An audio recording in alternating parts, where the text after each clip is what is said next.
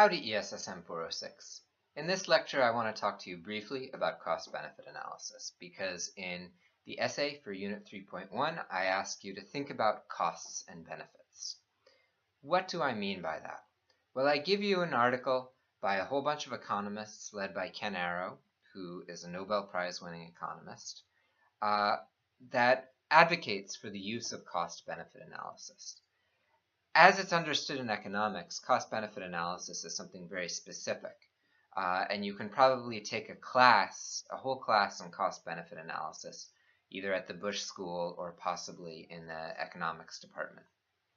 It's a common component of a master's level course in public policy.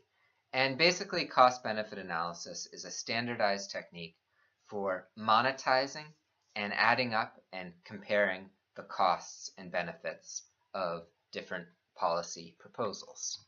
And you can imagine, well, that sounds like obviously it's a good idea. We want to make sure that the benefits at whatever we're planning to do are going to outweigh the costs, right?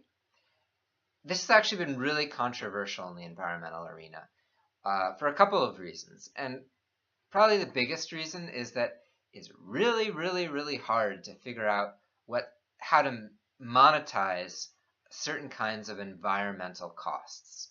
So we can say, well, if we do this, this species will go extinct. How much is that worth? Well, people have spent a lot of time trying to figure out ways to calculate how much a species is worth. And there are techniques, but they're all very controversial, and everyone thinks that they might not be valuable. And some people will say, you know, even if you come up with that monetary value, I don't buy it. Why don't I buy it? Well, I don't buy it because, this species has a right to exist. And the same thing comes up, if you talk about water. Some people will say, well, I have a right to water. It doesn't matter how much it costs. You have to give me water. And this has come up as a really big issue in certain developing countries where when we're talking about water, we're talking about people having access to enough water to drink each day, not the vastly larger amounts of water that we use every day to shower and flush the toilet, but just having enough, a gallon, to drink and cook your food.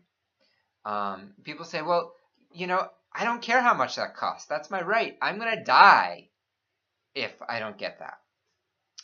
There's also problems comparing certain things that are not very commensurate.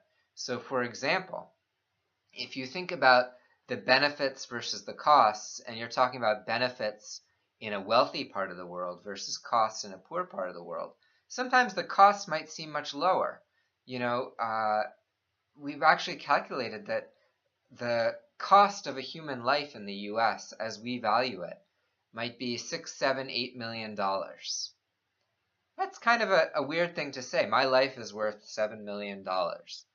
But if you do the same calculation using the same methods in a poor country, you might find the cost of a life is $100,000. Well, if that means that if this is going to benefit me by $100,000, it's okay if a person in the developing country is killed? That's a pretty hard thing to say. So cost-benefit analysis is extremely useful as a way of thinking about problems. But it does lead you into some kind of deep moral and theoretical issues that are difficult to answer. Now, I'm not asking you to do a cost-benefit analysis. As I said, you have to take a course to learn how to do cost-benefit analysis. All I'm asking you to do in the paper is qualitatively tell me what the costs are. Tell me what the benefits are of this policy. Compare them. This is we could say a more heuristic way of thinking about costs and benefits. We're going to do some systematic thinking about what the costs are and what the benefits are. That's all I want you to do in this class. If you're serious about this, if you want to work in the environmental policy field, you probably should learn how to do cost-benefit analysis. It is a very important tool. But as I said, that's a whole course. So, thanks.